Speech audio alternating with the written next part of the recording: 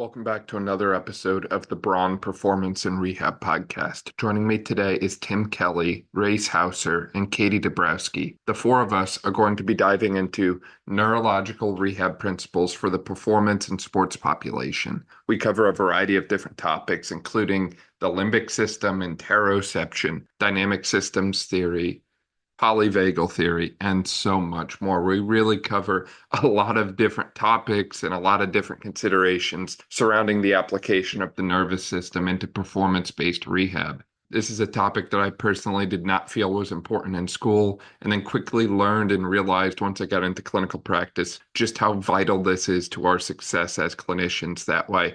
I really appreciate the time of Tim, Rayce, and Katie for coming on the podcast and sharing so much knowledge and insight with us. I learned a ton from them. Episodes like this are made possible by ISOFIT. ISOFIT is my go-to choice for all things isometric training. For more on ISOFIT, you can check the description below. Enjoy. Rayce, Tim, Katie, welcome to the podcast. I'm super excited to work with the three of you today. Thank you so much for being here.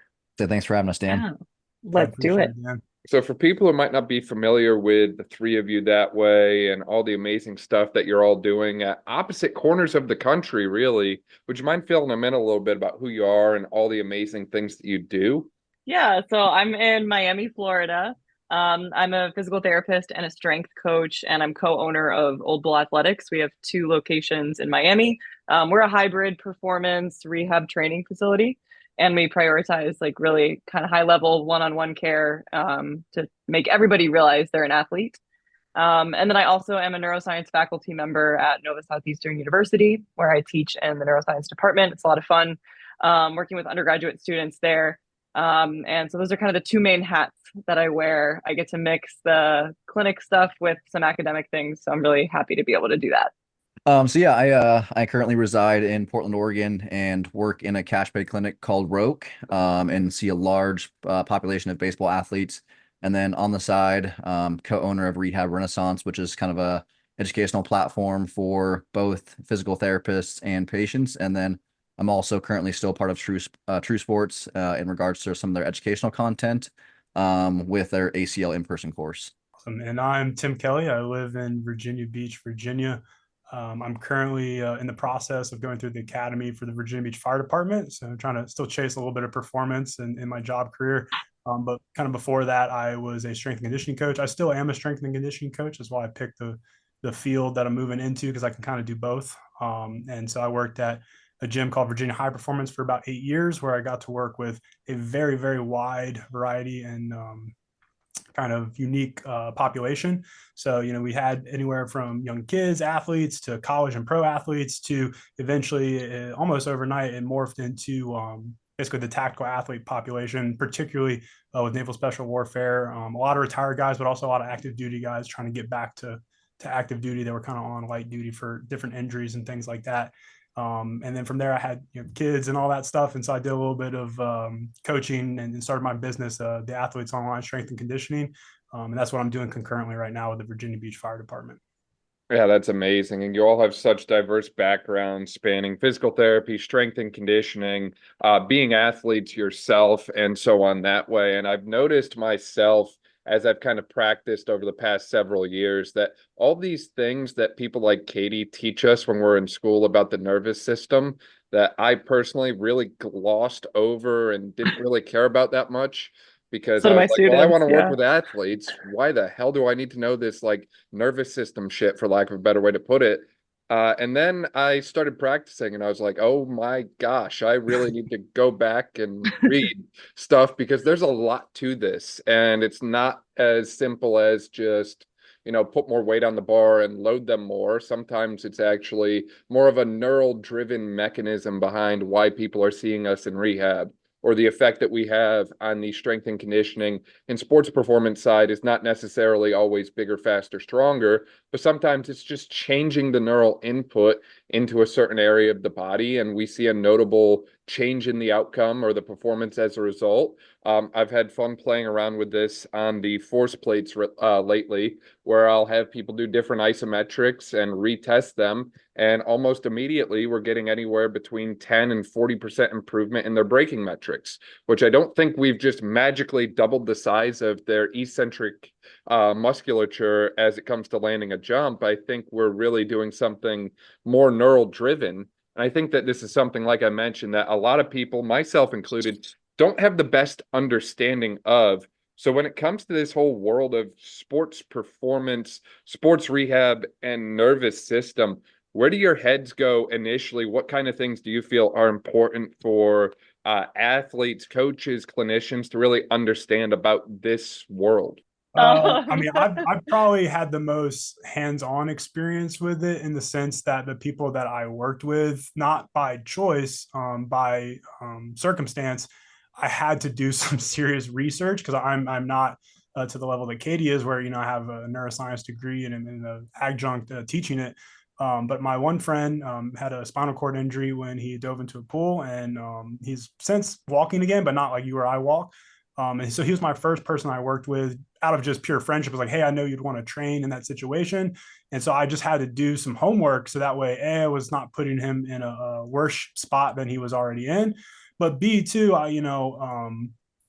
he is a little bit of a workaround, in the sense that he was doing the physical therapy in the clinical setting, and there's a lot of rules and regulations and stipulations that go with it, where for me, like, I was his friend, I could kind of take him outside of the lines a little bit. And so that's where I got my first real introduction with just researching the nervous system, learning about the difference between like the stenosis and the spinal column with these spinal cord injuries versus just so it's like some people have bruising versus like a burst fracture versus all these different levels of spinal cord injuries. And so that's where I really just started going down the rabbit hole on PubMed, and just picking up a couple of different textbooks, and just trying to see what I could glean from it. So that way I was doing my best practice on the strength and conditioning side, because really so much of the strength and conditioning side is nervous system management. And I had the basic Bachelor of Science degree of it, where it's like, yeah, your nervous system regulates your fight and flight and your parasympathetic and all that stuff, but it's such a sliding scale. So what is fight or flight for me is not fight or flight for my buddy that had the spinal cord injury. And we've constantly moved that field goal back from his injury, which a lot of people in the clinical setting tend to look at it in a textbook sense. It's like, well, he's injured, he can't go past there. And it's like, no, you're constantly moving the field goal one inch at a time. And then a lot of that experience with him parlayed into about 8 or 10 guys at VHP that had various, spinal cord injuries, or some of the guys had MS. Some of the guys had some very unique situations that, traditional medicine was unable to figure out. And I'm not saying that I figured it out. I just was able to put best practices in strength and conditioning from what I knew from that world, and take a little bit more out of the basically mechanics. So we talk about neurology. I guess this talk is kind of around the limbic system, right? And you're looking at beneficial changes in there, like neurogenesis, synaptogenesis, angiogenesis, neurotransmitter regulation, neuroinflammation reduction, improved glial function, hormonal modulation. All these things happen all the time, whether you work out or not. But we know now, working out, you have more of an epigenetics approach to it, where we can influence those factors with certain constraints and variables. And as I learned more about those terms and the mechanics of what's going on anatomically, I was able to make better informed decisions with my training. And I was very fortunate at VHP. Some places, clinics, some strength and conditioning private facilities, they have kind of their box and their lane that they're asked to stay in, kind of based off of the template and the formula of people they work with. I was very fortunate that as long as we didn't get anybody hurt, and as long as there was no malpractice of any kind, we could do whatever we want. So that experimentation kind of helped me really learn by drinking from a fire hose, and a true just experiential process with it, where I was able to kind of develop some of my own terminology around it. Because as much as we can all sit here and talk about all of those neurological mechanics, the people we're working with don't care about that. So, the way I always broke it down for people was like, if you're looking at the 4 main ones for the nervous system, it's proprioception, nociception, exteroception, and interoception. Interoception is the one on a coaching and athlete side I try to learn the most from doing. So like, I really love martial arts, Tai Chi, kickboxing. Those are 2 different ends of the nervous system as far as interoception and building that internal dialogue with your body. And then exteroception is like your environment, right? So, that's temperature, space and objects, people, emotional cues, all that stuff. Nocioception is your pain and safety regulation. So if Rob was on here, he'd call it the check engine light, And then proprioception is basically how that movement is performed, the kinesthetic feedback between all of those. At least that's how I looked at it. I mean, you probably have a better definition for it than I do, Katie.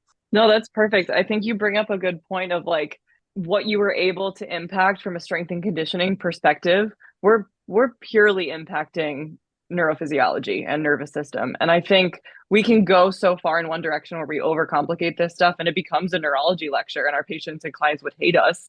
Or I think we can really realize that we can level the playing field a lot as different providers and understand that truthfully, if we're creating a stimulus that is great enough for an adaptation, we're impacting somebody's nervous system positively. And that goes for a rehab provider, a strength coach, somebody with what we would consider maybe a healthy nervous system versus somebody who has an injury. It's so important. And one of the frustrating things, I think on the rehab side, and you probably saw this as well from a strength and conditioning perspective, you see these guys with spinal cord injuries and they're so underdosed in their rehab and you want to just scream because we know to impact the nervous system, the stimulus has to be great enough. And a lot of people are told, okay, after a year, we've hit our limit of what we're going to change for your injury. And I think that's such a harmful thing to say to people because we have so much of an opportunity to continue to build that stimulus and make a nervous system adaptation. And that's what strength and conditioning is. That's where I think rehab fails a lot of people because we stop pushing people hard enough and we think like, oh, we've hit this year mark and like, we're not going to see changes anymore. And that couldn't be farther from the truth. The nervous system is so plastic and it's so important that we remember that. And like the feedback that we're giving our brain and our body through exercise is huge. Like it's a big deal. And you mentioned a lot of things like the interoception side of thing, I think is probably my favorite because I think from a rehab lens too, we're dealing with people a lot of times with chronic pain or with chronically fearful beliefs around movement and pain. And that negatively impacts somebody's ability to actually sense what their body is telling them. There's a big relationship between interoceptive accuracy, meaning like how well a person can actually take what their body is telling them and apply it to what their behavior is. There's a huge mismatch of that information of people with chronic pain. We're getting people who are getting inputs all of the time of hypersensitive, painful experiences, even though it's not necessarily aligned with reality. And their behaviors reflect that. And that's those hypervigilance and very high awareness and muscle tension and fear around movement. You see a lot of PTSD too, which is kind of a nervous system disorder. So absolutely, just veterans. Yeah, absolutely. Like this is stuff where you probably see it even more in your setting because of the tactical population that you deal with, and then throw chronic pain into the mix. And it's just the nervous system behaves differently. And I think just understanding that as a coach, even if you don't have to get in the nitty gritty of like memorizing all of the thalamic nuclei, which is like the worst part of my entire education, but you don't have to know all of that to know like we're just impacting nervous system and we're making changes and we can continue to make changes even in people who are maybe deemed as like, you've missed the cutoff. Like, I think it's awesome the work that you've been able to do with the people that you've worked with. That's incredible. Well, and I'll say it's always their work. I think the biggest thing that I provide them is just chirping. I'm not going to let them kind of cop out, so my one buddy that he went from where he could not move and like from his neck down to he got function all the way back in his upper body. So he's an incomplete quadriplegic. To now he has full sensation head to toe. He's done scuba diving, horseback riding. He can walk about 200 feet with some braces on in a little bit of a cane walker situation. So, and that's taken him 5 to 7 years to do that. And so, who's to say he can't run again? It might take him 15 years, so that's why I always tell him is like, you're kind of, or his doctor told him, he asked him, I think, what was going to happen or whatever. He's like, you're going to be the Lewis and Clark of your injury, buddy. So you're going to have to figure it out. And then I guess I was kind of his Sacagawea for certain parts of time. Now he's training mostly on his own now, It's a beautiful reference. I love that. So I want to speak to a couple points that you guys both made. Tim, you mentioned the word constraints. So I'm a big dynamic systems theory person, ecological dynamics. Mm-hmm. And so like, I think that sort of framework, I think can encompass a lot of like the neuro side plus the strength conditioning side very, very well in terms of understanding like, we have the 3 different components of that with the environment, the task, and then the individual. And that sort of complex interaction kind of shapes that sort of perceptual motor landscape and ultimately like the movement pattern that we observe. And the individual is going to kind of self-organize to produce that movement that we see. And we're going to see numerous fluctuations in their movement patterns. And that's going to kind of fit that sort of ever-changing component of that sort of dynamical systems. And largely this is going between the environment and the individual components. So you guys mentioned like interoception and interoception, or exteroception, sorry. The other point you mentioned, Katie, was the underdosing. And I didn't work with this individual from the time they started like the rehab. This individual had a spinal cord injury or a traumatic brain injury, sorry. Was in a coma for a few months, was going through traditional rehab at some traditional outpatient clinic, and was doing your typical, gait exercises, balance exercises. And this guy, he wants to get back into lifting. He's a college age kid now. He wants to get back to back squatting, bench pressing. And so when I first started working at Roke, I kind of worked with him over a summer break, and left side definitely has some hypertonicity on that side and a little bit of paresis there. And this dude squats 225 pounds. We do 5 sets of 10 for back squat, and usually he does that 3 times a week. And, even myself, I would have been guilty of this too. Seeing him do that definitely changed my perspective on like what neuro rehab could and probably should look like. And, if I had not observed that, I definitely would have been in a situation where, had I worked with someone else and not had that experience, I definitely would have been in the underdosing camp quite a bit. Yeah, I think all of us here have a nice, unique background of textbook knowledge, but then real world experience as athletes at some point probably, and then now on the kind of Sherpa side or coaching side.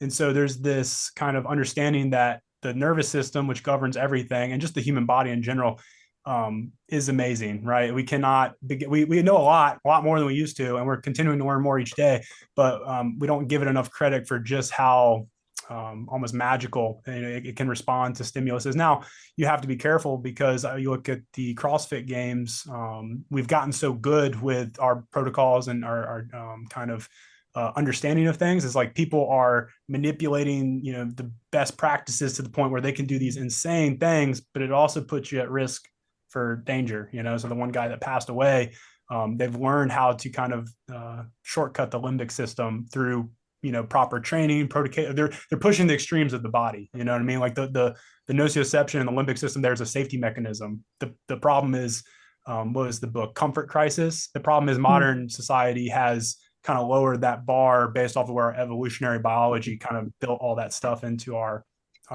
anatomy, Yeah, absolutely. I feel like we could spin off in so many directions because of everything that everybody is saying. 100%. I'm glad you brought up like constraints and ecological systems and all of that. I think that it makes me think of other aspects of just like working with anybody, whether brain injury, spinal cord injury, any of the clients that we work with, any of the patients that we work with. I think understanding how dynamic our environment is and how our bodies and brains will adjust to the task at hand changes a lot of the conversation of there being like a perfect type of training or rehab too. Like what I try to encourage with my clients, who as soon as they do a rep, they look at me being like, was that right? And I'm just standing there chilling, not saying anything. And I have to explain to them, like, your brain kind of has to figure it out. Like, I want you to have so many strategies to execute a task. And I want your brain to get pretty good at understanding when a certain type of strategy is going to be more optimal for the goal. Doesn't mean that there's a right or a wrong form necessarily. It just means that you have to get your reps in, and some of them have to be messy because your brain has to figure it out. Like, we don't actually get true motor learning, like cortical implanted motor learning, to occur unless we, and I say this in quotations, unless we have errors and we have to, again, in quotations, correct the errors. And I'm not saying errors as in bad or wrong or things are incorrect, more of like your brain has to kind of figure that out. And I think that's so important for people to understand. Coaches, clinicians, athletes, people getting trained, people training themselves. Like, we have to be kind of flexible with letting the brain do its thing, because there's so much input that goes into like your brain being able to execute a task really well. I think that's super important. So I'm glad you brought that up. That's like a lens that I love to look through as well. I love that point that you just brought up there, Katie, on the sense that sometimes imperfect is actually perfect, for lack of a better way to put it, when it comes to movement. And I think that's something that we all kind of struggle with, as you mentioned, in the coaching and clinician side of things, whether it's an ACL rehab or a neuro rehab or whatever the case is. We want things to look and feel a certain way, when in reality, we're always comparing apples to oranges. No two athletes or no two patients or no two people are ever going to present identically. They're never going to move identically. And at the end of the day, I think there's so much value in having a huge movement vocabulary and essentially kind of training the body to solve any and every movement problem that's thrown at it. I think Patrick Mahomes is a great example. Love or hate the guy, he is probably one of the most movement versatile people that I've ever seen. Tim also is a great example of that with his ankle injury that I distinctly remember, where he somehow was able to pump the brakes before things got too ugly, for lack of a better way to put it. And there's something about this concept of just training the body's ability. What was that? Movement database. So Katie was kind of using the computer analogy, like error code. Yeah. And that's kind of how I look at it as well and explain it to people, because everybody's got a laptop or whatever. And I'm like, your brain is like the hard drive in your laptop, and then your nervous system is like the operating system, the software, and that needs to get updated, right? And so, if you're good at what you do, then you can update it pretty frequently. And then the nice part about the body is not like a technology. It actually updates the hard drive too. And then if you get into like Danny's world and all the fascia stuff, is you have an external like kind of hard drive and operating system in the fascia, which is kind of an extension of that. And there's this language that goes on, and especially the interoceptive side of things and the nocioceptive side of things, where there's this dialogue that goes on with movement, and that movement database, right, to use an analogy, is why he pushes so hard for that type of stuff. Because if you have, and using the Patrick Mahomes example, if you have a wide variety of movement kind of options, and the nervous system is flexible or plastic that way, then that's a key piece of the resiliency thing that we're all chasing. And that's just one aspect of it, but definitely in the neurological lens.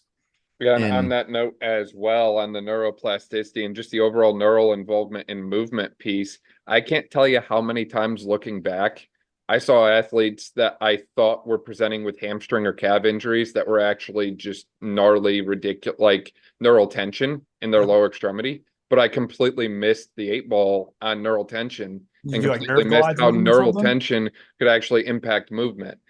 So to that point as well, I think there's so many other things on that neural tension side that we just completely forget about. And it's like, oh yeah, neural tension can also exist in the upper extremity just as well as the lower extremity. How might that impact an athlete? And just because they're an athlete, or just because, they're 2 or 3 years out from SCI or TBI, doesn't mean it still can't present. And then to your point on loading, okay, we can do nerve glides all day long, but so you can look at the back squat too as like loading the ulnar nerve. Totally. Yep. That's amazing. This is why we work in cash PT settings, because you can't write that in your documentation to try to get some reembrsement for elbow rehab. Company, like, 100%. No, we were doing loaded ulnar nerve glides. I don't understand. Technically. Especially if you switch from high bar to low bar every set. No, that's awesome. And you kept coming back to this point on interoception as well. I feel like everyone brought it up, essentially just this overall awareness of the internal state of the body. And obviously the term nociception has been thrown around as well a number of times that way. And in that chronic pain population, and again, we see this in all walks of life. I've seen 18-year-olds who come to me with 6-year history of pain. I've also seen 50-year-olds who have 20-year history of pain. So how do we kind of deconstruct or go about like approaching this exercise and movement phenomena when we have someone who doesn't even feel safe and pain-free within their own body? Because I feel like this is a ever-evolving problem where people present with different kind of pains, but essentially they just don't feel comfortable within their own body, and there's no state of homeostasis within their own system, for lack of a better way to put it. Where's Rob? That's such a good question.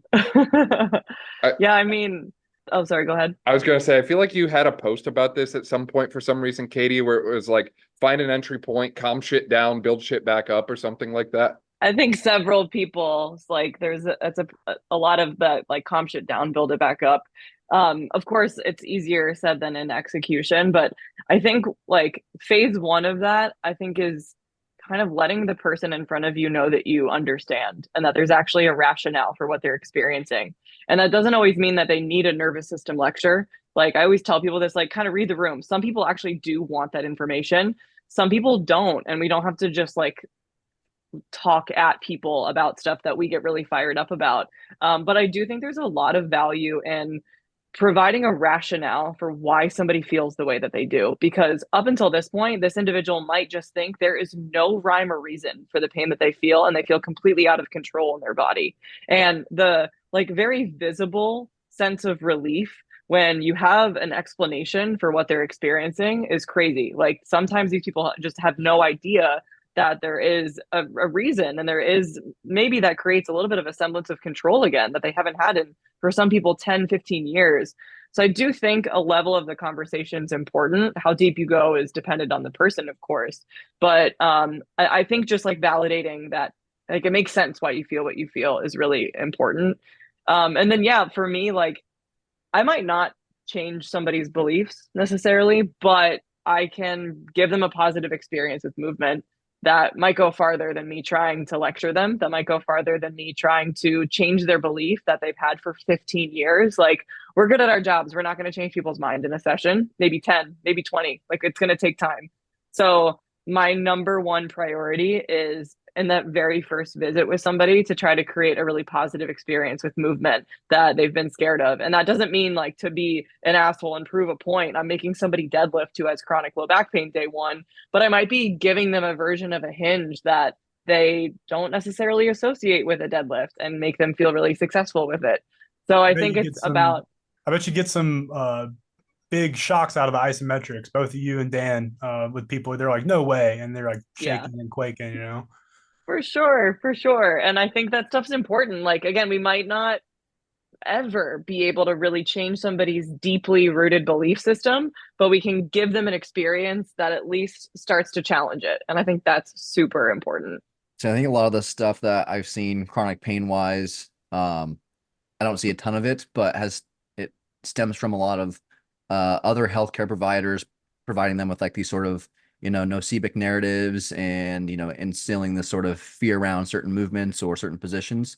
For the most part, I try not to speak down on other providers as easy as it can seem to or want to do, especially when they're trying to limit people's movement options and almost advocate a sedentary life in a sense versus active lifestyle. And so I'll usually frame it in terms of like I know or understand like this is what you've been told from these certain providers, and I'll just say like I won't really say anything in regards to like those being wrong. It's just more, hey, here's another perspective to kind of think about things, and hopefully that might kind of help them develop a better outlook on certain things. And like Katie had mentioned, sort of if we can kind of get them to have a slightly different experience with movement, that might go a long ways in terms of like nervous system regulation and maybe getting that sort of sympathetic nervous system kind of dampened down a little bit.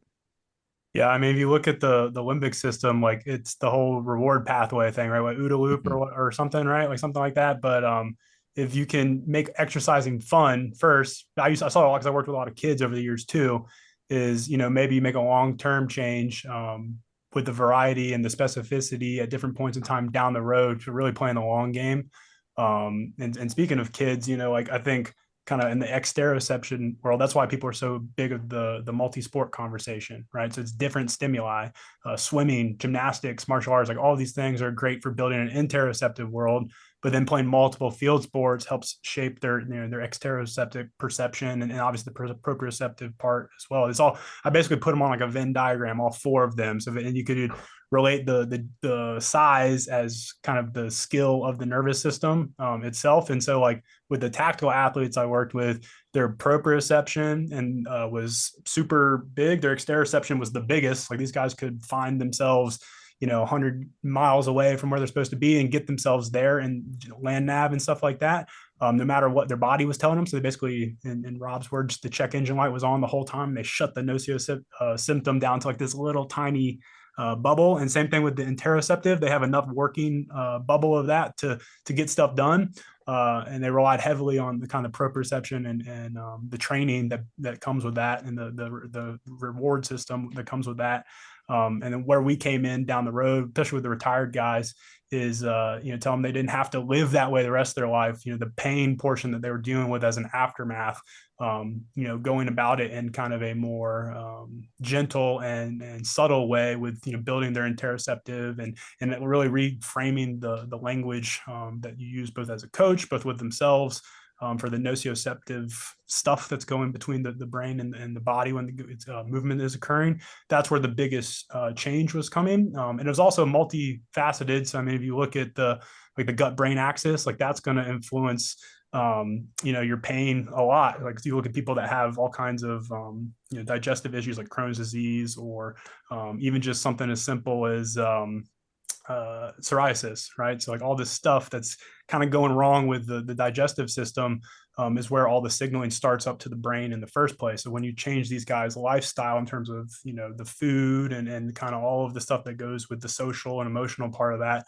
there's a huge change in that bubble of the nociceptive system and a reframing in a language that they had not experienced before, is why it's so eye-opening for them. Even though to us, because we understand more of the mechanics behind all of it, we're like, yeah, it's simply you just set the parameters and the constraints and go to work and do it over and over again. But for a lot of people, if you can make it fun, then you get that belief and buy-in, like you were talking about, Katie, and then everybody's happy at the end of the day. Well, these people are so used to just hearing really negative things about their condition, or like we kind of joke that like our clinic, we're all just weird and we have fun all day and we joke around, and like good place. It's sometimes it's like, are we professional? I don't know, but it's like it's on purpose because pain is so vulnerable and so scary, and I want people to realize like it can be fun. And the more fun context you have with working through something, the way better of an experience you're going to have, for sure. And that's like,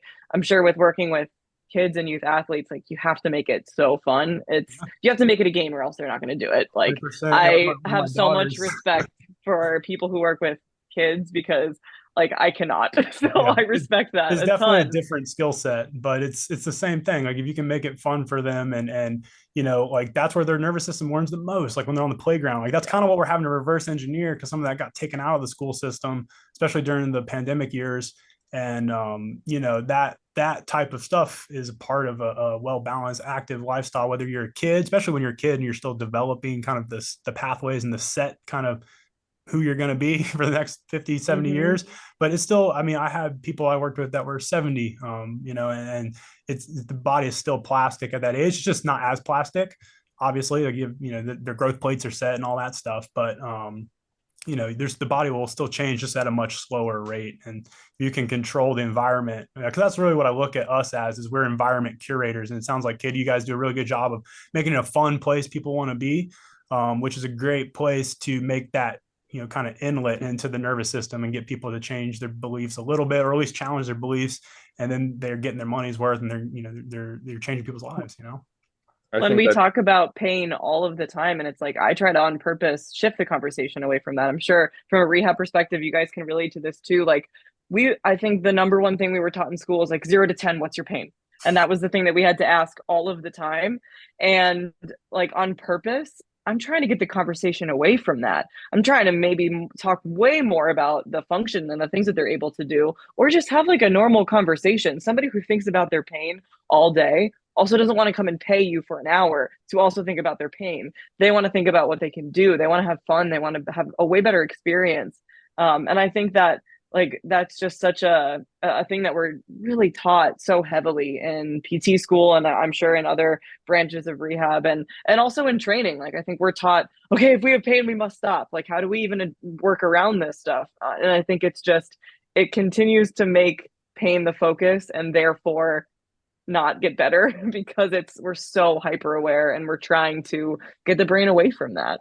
Yeah, exactly. I think of, and I'm probably going to butcher the polyvagal theory, but I think of it essentially from shifting someone to the red or dorsal vagal to the green or the ventral vagal at the end of the day. And how can we build that continuum? And to the point you made, Tim, I think that anyone can shift from the red to the green, but everyone can also shift from the green to the red. And how quick they do that is going to depend on a number of the other factors that you all brought up, such as age or how long they've had whatever they are coming to see us for going on, the extent of the injury that might have occurred, all these other lifestyle factors that way. But as I think about something like the polyphagal theory, I just think about how many people, even without nervous system injury, are living in that state of yellow to red on the day-to-day and don't even know it. And then we shift them back to the green, and it's like they're meeting themselves for the first time all over again.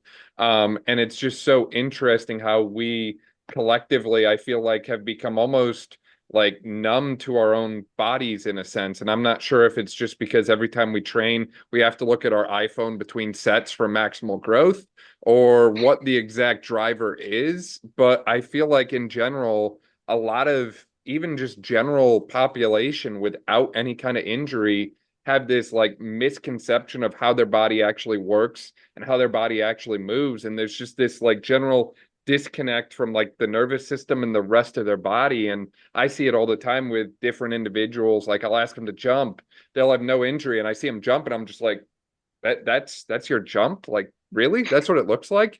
So I'm not sure how we go about like bridging this gap between individuals who just move weird, for lack of a better way to put it, which is nothing wrong with moving weird. Like we mentioned before, it's good to have a large movement vocabulary, but how we go about changing and developing movement over time without just throwing random stuff at the wall, hoping something eventually sticks. You want to hit the brain waves, Katie, like the delta, theta, alpha, beta, gamma? Because I mean, I think that's what you're hitting at, Dan. You know what I mean? Like when we're getting into like the electromagnetic, like body electric type stuff, a little off the textbook. You can go for it, Tim. I'll be honest, I can't keep pace with that kind of lingo. So Katie probably can. Yeah. I'll do my best. As thrilling as that sounds for everybody who will be listening to this. No, I think you bring up such a good point. Like I think of it also from the lens, I think it keeps us in check, because I talk about this with my team a lot. We're so lucky that this is our profession and we're drawn to it, and that we understand the body the way that we do, because we have to remember the vast majority of people that we will ever interact with do not have the luxury of understanding that not all pain equals harm, or that feeling that twinge in their knee when they're jumping doesn't mean they've just torn their ACL, or that like the ability to kind of have a lot of different options when we move is a good thing. It doesn't mean we're doing something right or wrong. I think that's a luxury. Like the average person really doesn't have that. The average person, I think, still gets very scared of a lot of movement. So I think that the onus is on us, I think, to be compassionate providers and be okay with people kind of wavering and like figuring it out along the way and encouraging that. Because the more errors in quotation somebody makes and the more exposure they have to a messy rep, the more they feel comfortable with it. The more they're okay to fail, or the more they're okay to like have a jump that feels kind of weird. So I think it's also like we have to be good as coaches of taking a step back and letting people just explore, because that's, again, letting their nervous system do the work, but it's also giving them the space to figure out a lot of the stuff that we already have. Like we've gone through all of the crazy phases of training where like when you first start lifting and you're like, I'm going to be a bodybuilder and I'm going to have a day that's just for biceps. And we can make fun of the people who are still in that phase, or remember like, yeah, we used to do that too. And then we got really into like functional things and we started twisting and rotating. Yeah. And then you go back to biceps, and like we've had the luxury of having that evolution. And I think we meet people at different phases of their evolution, and just being okay with people exploring. Like, I think the one thing that I've gotten better at over the years is just being a lot more okay with weird movement and with people exploring, and me, myself, not being so rigid with what I think the outcome should be.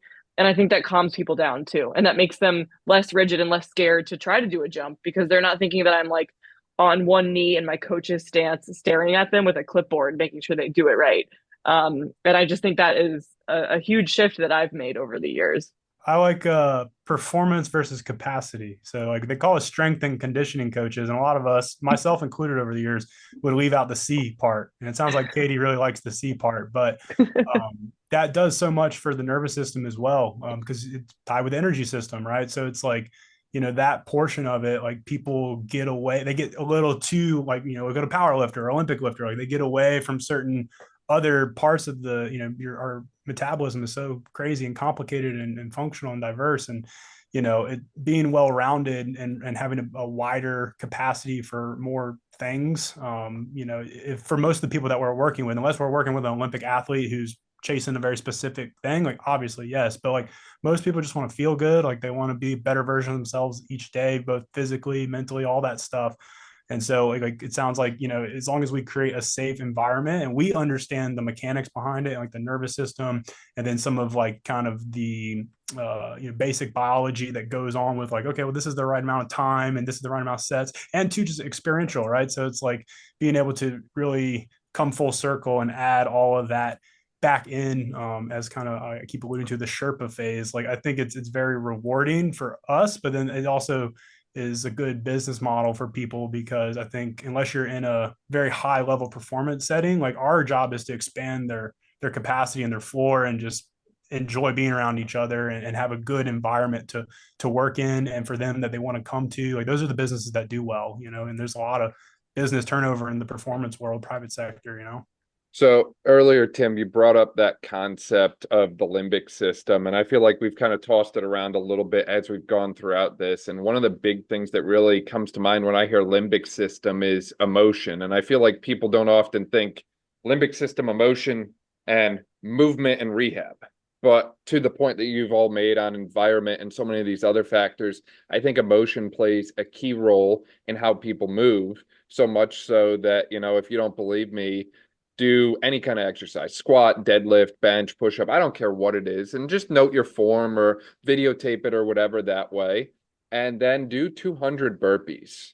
See how, emotional you feel after pushing yourself through 200 burpees, and then do that same movement again and just see if it changed at all. And I think that in general, the impact of emotional state on movement is something that we're all trying to deeper understand, in particular in the athlete world. I see, a huge difference in how athletes move when I go and watch quarter one versus quarter four of a game, for example. And I think that the other component that I really want to bring up is this concept of neural fatigue, for lack of a better way to put it. I think a lot of times people come in and they'll say they feel tired or a deep tired, and they think that, they just need to sleep, let their muscles recover. But in reality, there's this concept of fatigue to the nervous system, in that the central nervous system can only process so much at a time. And if you overstimulate it, it kind of just goes haywire, for lack of a better way to put it. You used the computer analogy before, and sometimes you need to restart the computer. Well, it's a lot harder to just turn off and turn back on the nervous system.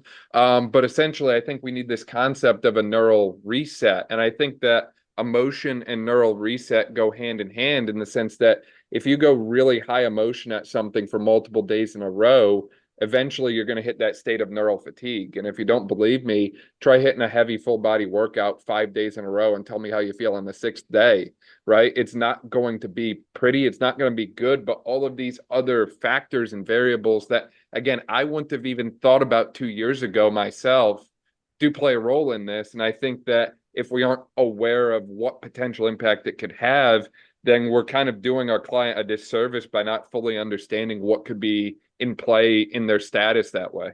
Dan, you bring up a very good point there.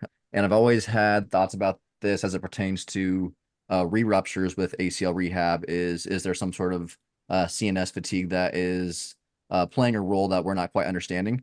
I kind of look at this in terms of like dopamine signaling, and how sort of if we're just stressed for a high amount of stress in a very short amount of time, or just chronically stressed for a long period of time, how that essentially alters, one, dopamine signaling, but two, just our overall dopamine stores. And essentially, as it relates to just overall nervous system health, neural drive, all of that, if that is depleted, like we're not going to be able to function as well, especially from like a decision-making standpoint. And so I have a lot of thoughts there in terms of how this sort of chronic stress or high periods of acute stress impact that sort of injury axis there.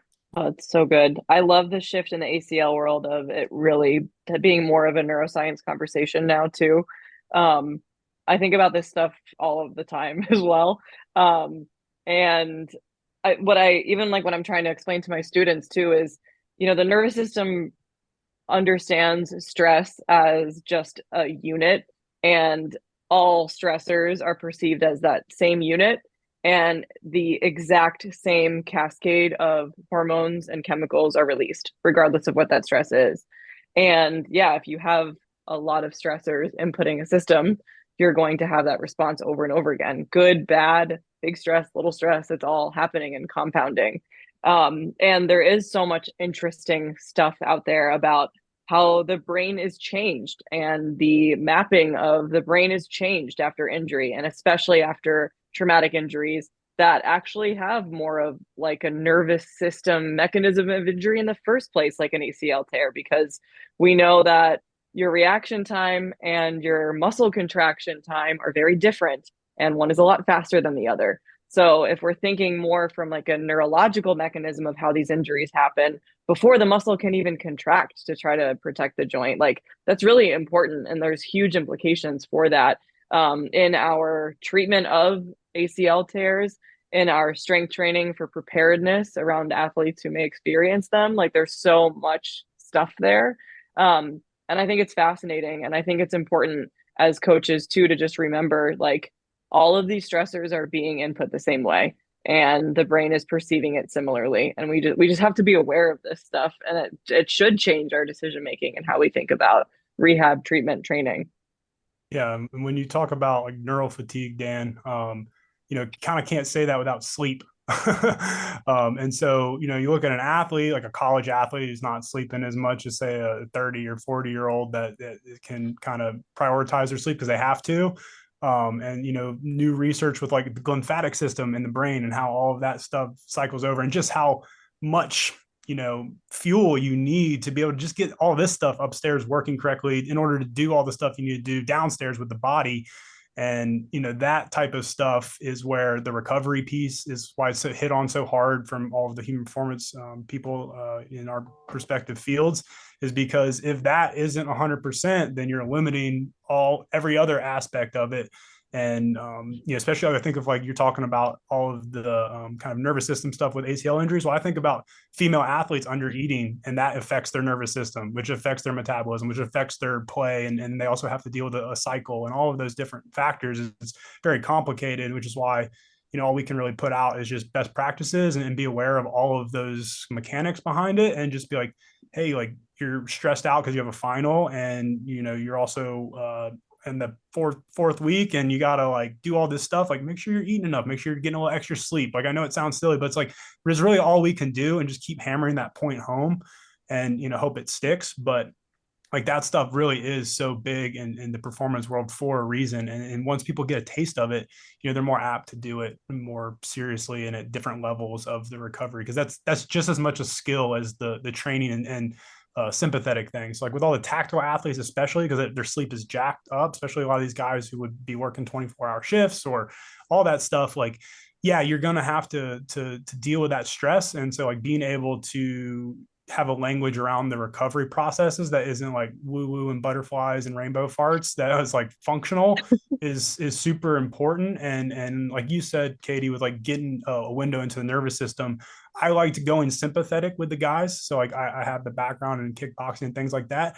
That's one of the ways we can get that emotion out and like get kind of worked up and hot and bothered and get to a manufactured stressor state of the nervous system, not the same as when they're out operating, but at least heart rate wise similar. And then I'm like, hey, like reframing it for them is like, hey, this is a skill to recover. So it's like I would set a timer, go through some of Rob's gear down breathing stuff, and challenge them that way, because that's how I had to do it with those guys. But once they started looking at recovery and the parasympathetic switch as a skill, that was something they could glean to. And maybe athletes do too. You might have a different language with a 18-year-old college soccer player than you do a 38-year-old military operator. So hiding the skill is so important. That's such a good point to like, because I think of what the hell would have worked for me. I was like thinking as a college athlete, and they would always tell us like sleep, and you're just like, shut up. Like you can't get through to a 20-year-old. Like it's so important to like what we do in coaching, bury the skill and the drill. Like we're working on stuff with people where we don't have to tell them what we're doing. We just need the desired effect or outcome. And I think that's a brilliant way of maybe getting more buy-in for why this stuff is so important, because I know I didn't have the buy-in, and I was a neuroscience major. Like, I logically understood this stuff, but I was like, no, I'm gonna go to bed at 1 and wake up at 4 for practice. Leave me alone. Yeah, Like, I and get I it. wondered why I had chronic back pain in college. But I think that's such a good point that you just made. Where do we draw the line on this conversation of like neural fatigue and, I'll use the term load management, so to speak, because to a certain extent, yeah, we want everyone to sleep and recover and hit that, 100 whoop score. But in reality, that almost never happens. I don't care if we're talking about the 18-year-old college athlete or the 48-year-old, insert condition, so to speak. We almost never hit that 100%. So where do we draw the line on training and load? And do we still train and load even when they're fatigued? Do we do as much? Do we change what we do? How do we go about approaching that topic of training in a state of less than, optimal, so to speak? I think That's it a has to do with the social and just culture dynamics that we see in sports, and then obviously I've had a little experience of it with the tactical population. So much of what we do is such a social endeavor, whether we want to box it as that or not, because we a lot of us box things into the physical sector and the mental sector, especially when we're compartmentalizing different things we've learned over the years. But that conversation piece is really, really big because like I said, I worked with the tactical athletes. Like, they would come in and they're ready to go. Like, their heart HRV said no, but their performance was high. So a lot of high level performers are not model examples of recovery, even though they recover well enough to perform well. And that's where you kind of have to extrapolate out into the years. So I was like, one guy I was working with was 30. He's still trying to get 10, 15 more years out of his career. And then right next to him in the same facility is a 50-year-old or 60-year-old guy who's already on the different, kind of stage of the career and life that he is. And I'm like, hey, you see what he's dealing with right now? Hasn't been prioritizing all that recovery and that neural fatigue and all that stuff that catches up with you. So like, not saying like you want to have like a happy medium of like, I was like, hey, like, go grind, go operate. Like you said, Katie, like go to bed at 1, wake up at 4, do it. Like, you need a little bit of that, but you also have the skill of recovering. And then if you can compound more of those days and then move your performance up, like it's a symbiotic relationship, I think. And so like for me right now, going through the academy, I have a lot of this textbook background knowledge, and people are like looking to me for like all this help. And I'm like, it sucks just as bad for me as it for you guys. Like it's the same signals, the same stress, all that stuff. All I know is I have a little bit more skill at how to handle it, but you have to be able to do it in performance. Like there's nothing sexy about performance. Unfortunately, the training part can be sexy because we feel like we have control, but a lot of people get anxiety around like sports performance anxiety. I had it a little bit in college as well. Dan, I told you about the yips and things like that. And that, to me, that was a neural fatigue situation, and not having the capacity and understanding, like the why behind things definitely helps you extrapolate out and make better cumulative decisions. And I think that's really what we're trying to do as coaches is kind of in a social dynamic way, influence those decisions without directly saying so. Like you said, Katie, like the environmental creation. Like if your gym is like that you say it is, it's fun, and your people are coming back for year after year after year, those cumulative changes add up. And then now, what if they weren't at your gym? They're still in pain. They're still in that neural fatigue, maybe even adrenal fatigue state. And then now, because they're in a different environment and they built a skill set and they built capacity, they don't have to have a perfect 100% recovery, but it shifts the language and the culture of everything. And it starts with conversations like this and conversations with our athletes.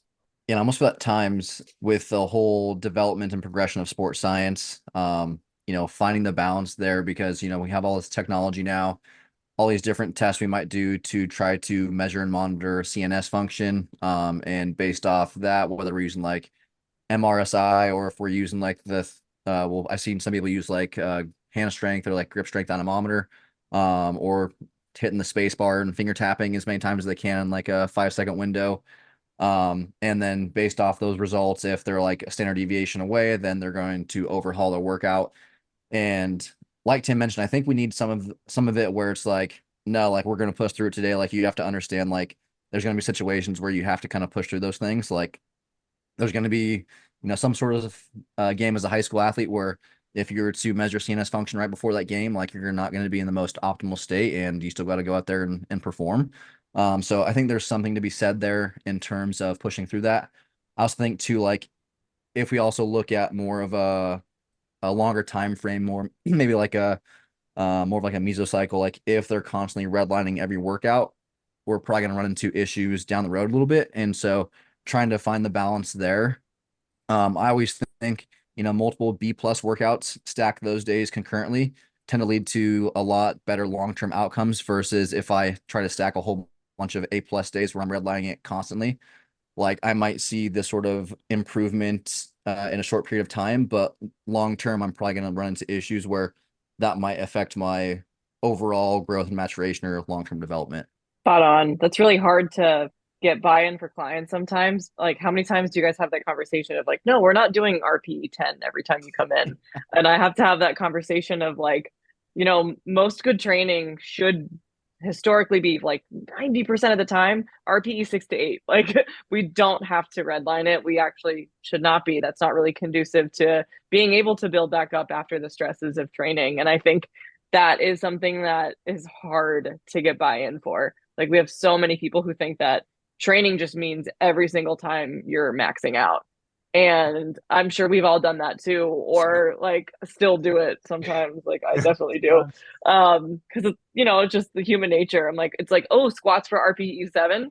I'm just gonna see what my max is today. Like, why not? It's Tuesday. Like, why not? We've all done that.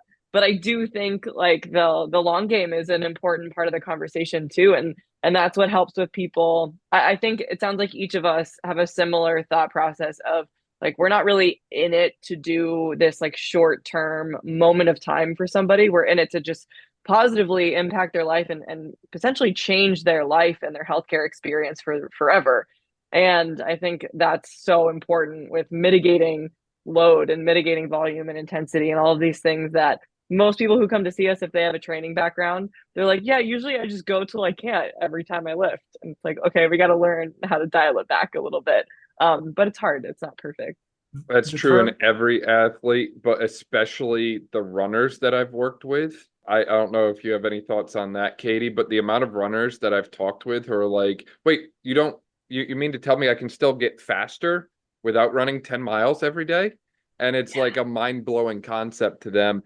And the other piece too, on the training side, this is where I really like, Tim mentioned the word ISOs earlier. This is where I really like to introduce people to the overcoming ISO because it's so challenging, but it's literally Newton's third law in exercise. So whatever resistance you feel is what you're generating. And as soon as you fatigue, it's going to change in real time. Like there's no technology, there's nothing fancy about an overcoming isometric, but it allows people to train in a state of fatigue, in my opinion, that is going to match resistance to what they can handle in real time. So I usually try and push that pretty hard and heavily for them. And I say, hey, look, I know you're tired today. We still have to get some kind of stimulus and load through the system. But this is probably the safest and most effective way, in my opinion, that we can do that. And I'm obviously incredibly biased on that, but I think that's a very easy conversation point on the training side. And I think that the effects of ISOs on the nervous system are still being understood. I think they do a lot of things, but we don't fully understand them yet, but we'll get there at some point. Yeah, I don't claim to understand all of it either, but to always make it like digestible for when I did use that as like kind of an active recovery or like a shift in a day within strength and conditioning setting, I always used, kind of the eustress versus distress analogy. So it's like training, we know that like, we know your nervous system doesn't distinguish between stressors, and we know training helps build that capacity and that breadth. And the red line workouts, like you need to distress your nervous system and like kind of get into the black and the red a little bit. And that's going to make you better for it. But if you do that every time, then you're working backwards.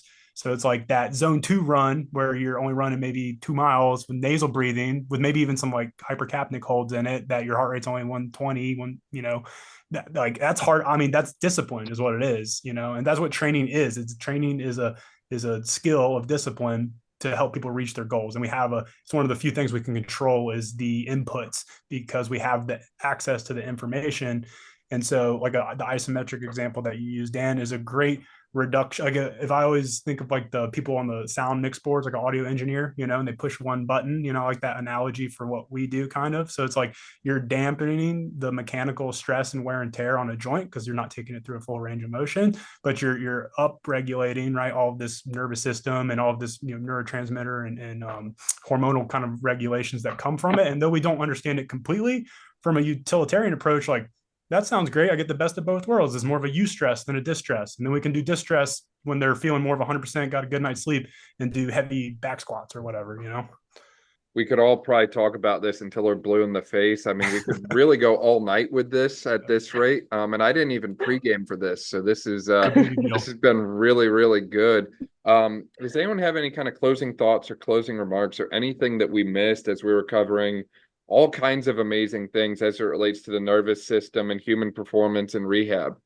I have a question for you guys. So this is something that I typically will struggle with in ACL rehab, is balancing both like the neurocognitive piece and more of like the strength and conditioning side or biomotor qualities, in terms of, and this is something that Eric Mara had mentioned to me when I was talking to him, probably a couple months back, was he's someone who is not as like neurocognitive inclined in terms of like some of his treatment and stuff. Definitely more biomechanical, physics driven. Not that that's good or bad, but he'd mentioned something in terms of if an individual doesn't have like rate of torque development or rate of force development, or just overall peak torque in general, when looking at quad strength, their cognitive load for that task is going to be much higher. And because of that, they're probably going to be more at risk for injury.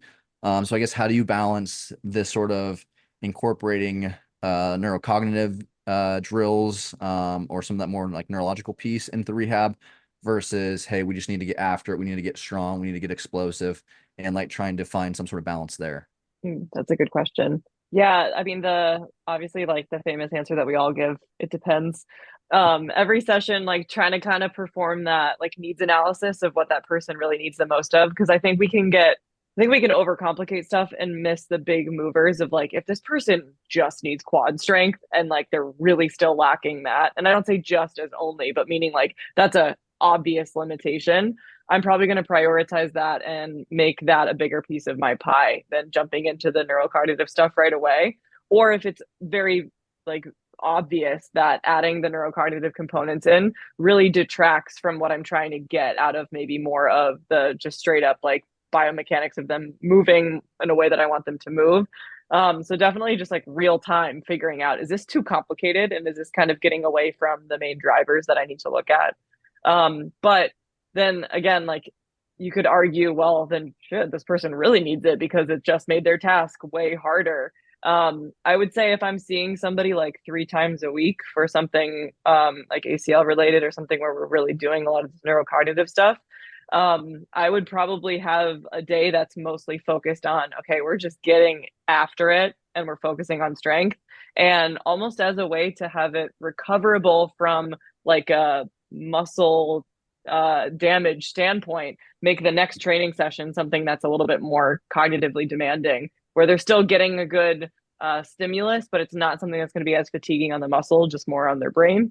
And I might do that following suit. So I'm kind of getting the best of both worlds. Just depends obviously on the individual. I also think it's important to know if it's not a strong suit of yours, and you don't have to force it into your rehab program if it's not something that you feel really exceptionally skilled at too. Like if you're just like, yeah, the neurocognitive stuff, I don't know as much about, maybe learn some more about it. But also at the end of the day, like our physical rehab is something that these people need to get.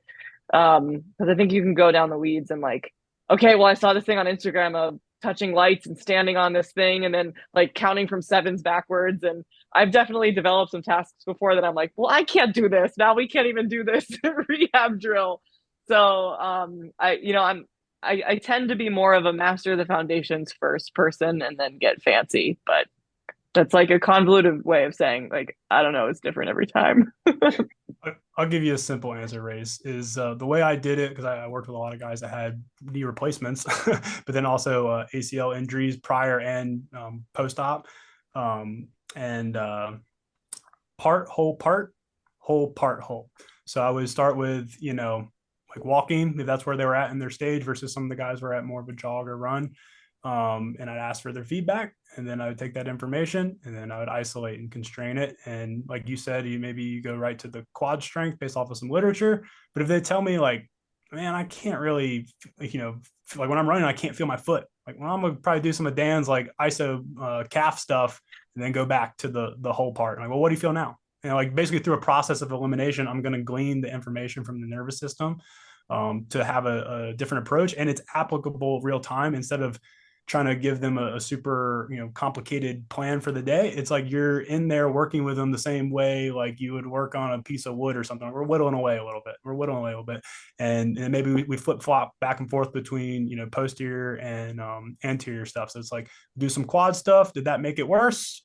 We do some posterior stuff. Oh, that made it better. Let's double down on that. And then we go kind of up to the hip, down to the foot, and just kind of troubleshoot the process of elimination. And sometimes that was whole part whole, and other times it was part whole part. And that's how I kept it simple with people when I was doing the strength and conditioning with them, which was a lot of times more the restorative strength and conditioning and not truly getting after it. Although the goal is always to get back off of that continuum too. Is like, well, maybe right now you can't do deep tiered plyometrics where you're in a catcher squat and bouncing, but there's no reason you can't at some point. Is it 2 years away or is it 2 weeks away? And it just depends on where you're at and your training history and where your body's adapted to in that point and all kinds of stuff. So trying to simplify things has always been, at least for a strength and conditioning coach, a very utilitarian way of going about it. Yeah, on that notion of it depends, I find that the majority of the time I'm kind of individualizing how I deliver things to the person in front of me and what they respond best to, in the sense that a lot of people that I work with really hate exercise. It's unfortunate, but hoopers just want to hoop and laxers just want to play lax, and they don't want to do this whole like weight training thing, or they don't want to do this weird neural drill that we come up with. So a lot of times I kind of have to find ways to make it something that they're interested in. And like I usually use a strength day, a volume day, and then a tempo day where eccentric and isometrics are really heavily focused. The other thing that I'll do a lot of times, going back to emotion and energy flow, I've noticed that the majority of sports that athletes that come to see me play have 4 quarters. So we'll break up the session into 4 quarters. So quarter one might be super high in energy, very intense. This could be your absolute strength stuff. If you need a power development thing, that could be your power development time, just because I've noticed a lot of times quarter one is very, very intense for people. And then middle of the game, quarter two, quarter three, yeah, there can be intense moments, but a lot of times people kind of mellow out and enter that so-called flow state. And then quarter four gets really intense again, because now it's like, game's down to the line. You got to, one final push, that sort of thing. So that's where I usually go with the ISOs, but, depending on what the athlete needs and what phase of rehab they're in, I might smoke them in other ways too. But I think having the ability to kind of adjust, understand what you need to get done, but understand how the athlete wants it to be delivered, and then find a creative way to deliver it to them. I've also learned a lot from Tim in that regard too. I have called certain days beaver days and certain days cheetah days now, and people absolutely love it. And I think having that animal analogy also kind of gives someone a new way to kind of look at training that way as well. So understanding what you need to get done, how the person is going to respond to it, and then coming up with a creative way to kind of blend the two together, for lack of a better way to put it. Yeah, I would definitely say I tend to, if there's something that I definitely skip out on or tend to not implement as much, it's definitely the neurocognitive piece. And I think a lot of it just stems from my background more as like an SSC coach, and just kind of what I've done, throughout my sort of history of training and stuff. And so kind of like Katie mentioned, I think a lot of it, and Tim too, is like we sort of have this sort of objective driven sort of thing that we go through, the sort of checklist process, and based off what we're seeing over a 4-week period, based off what we're seeing within the session, we can very easily incorporate things that we're seeing and kind of adjust that way.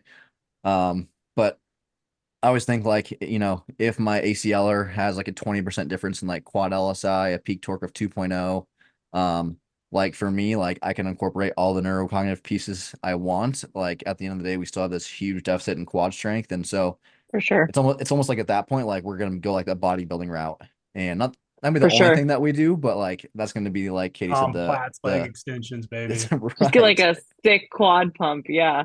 It's true though. Like I think, and also just like with everything, if the demand of the neurocognitive task is so high, there's no way we're driving enough effort to actually build hypertrophy, which at the end of the day, that's what these ACLers need. They need quad hypertrophy. So it's like Those are their heat doing a mouth. true, too. yeah. Stuff too. Yeah, and but we could make an exercise so complicated and so crazy that I think you can miss the big picture of like this person just needs like jacked, juicy quads, and we have to start there. Yeah, I think that makes a lot of sense. That's gonna make a good t-shirt. People Sponsored want to by find out Baby more Boom about Bag. you all online. Where can they find you at? Instagram, TikTok, maybe? Just Instagram for me. I that's all I got. Yeah, the TikTok, I never caught on to that trend. I don't know if we're in the wrong generation for Yeah, the a TikTok couple. trend personally, couple. but just Instagram. It's just Katie Dabrowski, right? Yeah, just KT and then Dabrowski. Awesome. Yeah, it's super simple. Mine's also my name. It's Tim Kelly, Kelly, SC. And I do a lot of online stuff while I'm doing the firefighting stuff right now. And so I love chopping up with all this type of stuff. It's one of my true passions, both from as a training and then as coaching side of things. I love working with the kids. I just did a summer speed clinic, went well, and I just like to get after it, whether it's with someone that can't walk or someone that wants to get faster or someone that's trying to get out of pain. There's a method to go about it and a relationship to be built off of it. And then you guys can find me at Rehab Renaissance. My personal Instagram is still on a hiatus, so taking a little social media break, which has been lovely. And it's probably good for the nervous system. Dude, it's been Absolutely. I can only imagine. I never tracked my app usage, or like how much time I was spending on it, but I have to imagine alone just for Instagram, probably at least 2 hours a day in terms of like trying to post, reshare stories, all that. Some And people's jobs. yeah. And Yeah. now it's like I don't have that stress at all, and it's just so relieving. Is Yeah. that what got you off TikTok too? This is Yeah. what did it. We'll link to all of that in the description below. That way, if you didn't quite catch it, you can just click there. Katie, Rayce, Tim, this was awesome. I really appreciate everyone's time on a Friday night nonetheless. Thank you all for being here. Thanks, Dan. Thank you. Thanks, Dan.